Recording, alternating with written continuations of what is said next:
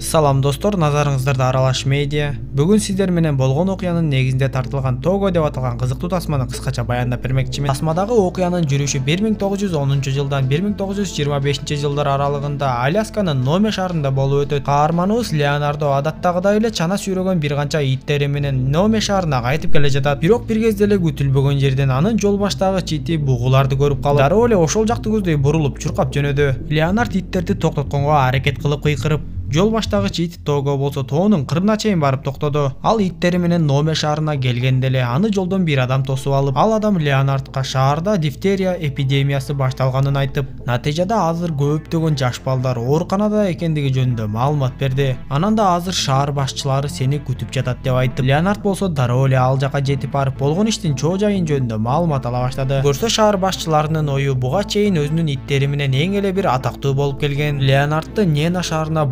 ооруга каршы дарыларды алып келүү үчүн жалдамакчы болуп жатышыптыр. Ал эми Нена шаарына барып кайра кайтып келиш үчүн дээрлик 1000 чакырымга чукул аралыкты басып өтүш керек экен. Бирок Леонард мындай сунушка макул болгон жок. Ал жол баштагыч ити Тогонун абдан эле карып калганын, мынча аралыкты басып өтө албастыгын айтып, анан да ити буга чейин кылбаган жоорукту кылып, бүгүн бугулардын аркасынан чуркап кеткенин айтып, эгер жаныбар адамды укпай өз каалоолору менен башы огон жака чуркап кете берсе, мындай көрүнүш адамга чоң кооптулук жаратарын айтты.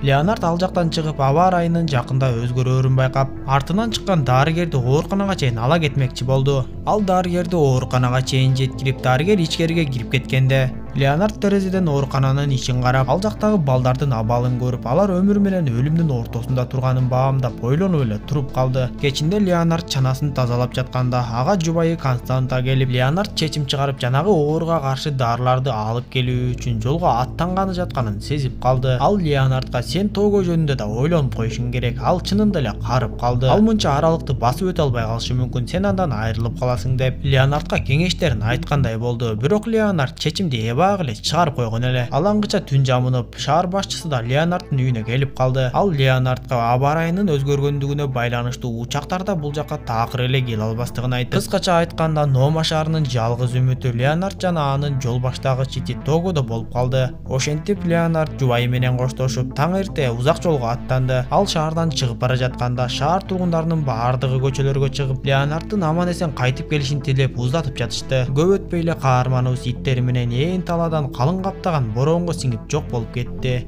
Биз мындан соң Леонарддын мурунку күндөрүнө кайтабыз. 12 жыл мурун Леонарддын жол баштагыч ити Того кичинекей күчүк кези эле. Ал кезде Леонард Тогону башка күчүктөргө караганда кичинекей, алсыз жана да адамды такыр укпайт деп жаман көрө берчү. Ал эми Константа болсо тескерисинче Тогону аябай жакшы көрүп, ал башка күчүктөргө караганда шуулдап тез жүрөөрүн айтчу. Бир жолу Леонард ал күчүктүн жүдөтө бергендигине тажап, күчүктү башка адамга берип салды. Мындай көрүнүшкө албетте Константа капа болду. Бирок канткен менен Леонард айтканынан кайтпаган көкбет адам эле да. Эң кызыгы, бир канча күндөн кийин жанагы күчүктү алып кеткен адам кайтып келип, күчүк аны да жадатып жибергенби айтор, өз күчүгүңдү өзүң эле алчы деп таштап кетип калды. Кийинки көрүнүштө биз азыркы күндөргө кайтып, узак сапарга аттанган Леонард ак кар баскан асказ зоолордон белдерден ашып бара жатканын көрөбүз. Тумандын кесепетинен улам Леонард жолду жакшы баамдабай калып, алдыда тикелей жаламаз зоо экендигин Того алысыраактан эле байкап калды. Бирок ылдый иш болгондуктан чана токтобой, Леонард дароо эле чанадан түшүп токтотконго аракет кыла баштады. Бактыга жараша Леонард чананы токтотконго мүмкүн болуп, алар жаламаз зоонун учуна келип токтошту. Акылдуу Того иттерди кайрадан артка баштап, ошентип бир өлүмдөн калган Леонард иттери менен аман эсен ал жактан чыгып кетти. Ал күнү кечинде Леонард болжогон жерине жетип, жол боюндагы үйгө токтоду. Ал жердеги Леонарддын тааныштары Тогонун алы кетип баратканын, анын аз эле жашоосу калганын айтышты. Анда Леонард кайрадан өткөн күндөрүн эстеп, капасты тешип чыгып кете берген Тогону бекемдеп бекитип коюп, иттери менен жүрүшкө чыгып кеткенде, Того кайра эле башка күчүктөрдөй болуп тынч жата бербей, ар кайсы жерди тытмалап атып эле бир ийин таап алдыбы айтор, кайра эле капастан бошонуп кетти. Ал Леонардты кууп жетип барып, иттерин алаксытып, бугуларды кууп кетип, Леонардты сууга кулатып, кайрадан ачуусун келтирди.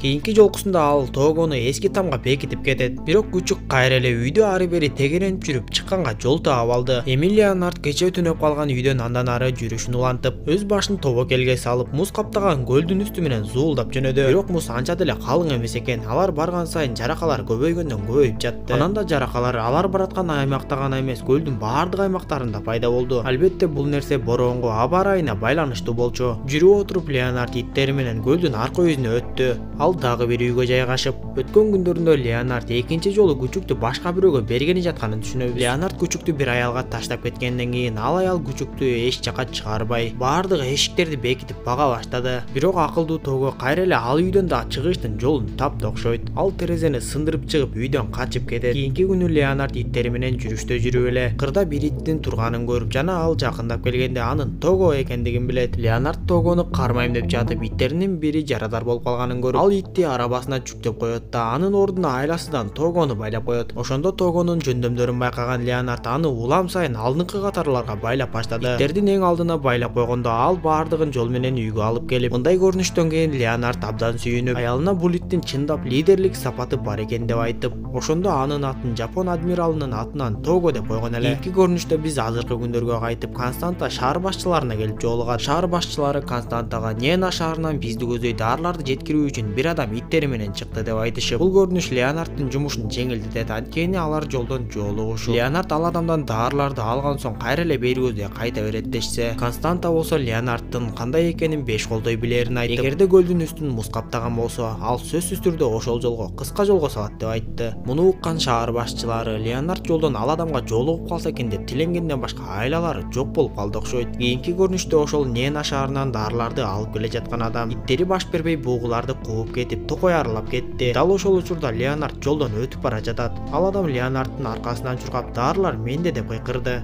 Бул кезде Леонард бурулуштан бурулуп кеткен, бирок бактыга жараша арттагы кыйкырыкты угуп, артка кайрылып келди. Ал күнү ошол адам менен түнөп дарыларды алгандан кийин дароо эле артка кайтып, баягы көл жээгиндеги досунун үйүнө келди. Ал адам Тогонун абалын көрүп, сен бул итти мага таштап кет, мен ага жакшылап кам көрүп коем. Эгер ушул бойдон тынбай кете берсең, сен бул итти өлтүрүп коесуң десе, Леонард Тогону эч эле калтыргысы келбеди. Айтор досуна рахматын айтып, эртеси көлдүн үстү менен жөнөп баштады. Ошентип ал бир топ аралык жүргөндөн кийин жанагы чоң жаракалар суу толкунунан улам бири-биринен ажырай баштап, Леонард Того менен бирге өткөн күндөрүндө канчалаган жарыштарды жеңгенин эстеди. Бир кезде Того муздун ажыраган жерине келип токтоп, башынан эле амалкөй тапкыч келген Того чоң музду айланып жол издей баштады. Барган сайын жол абдан катаалдап, иттер менен Леонарддын жаны кылдын учунда эле турду. Ушундай үрөй учурган көрүнүштөрдөн кийин акыры Того Леонардды жээкке чукулдатты окшойт. Бирок акыркы муздун чоң сыныгы аларды дагы эле жээктен ажыратып турду. Анда Леонард дагы эле Тогонун күчүн колдонуп, ага арканды байлап жээкке ыргытты. Того аз да болсо чоң музду жээкке жакындатып, алып урушуп отуруп, акыры Леонард иттери менен кошо жээкке чыгып алды. Ал жол боюндагы үйгө кайтып келип түнөп, эртеси андан ары жолун улады.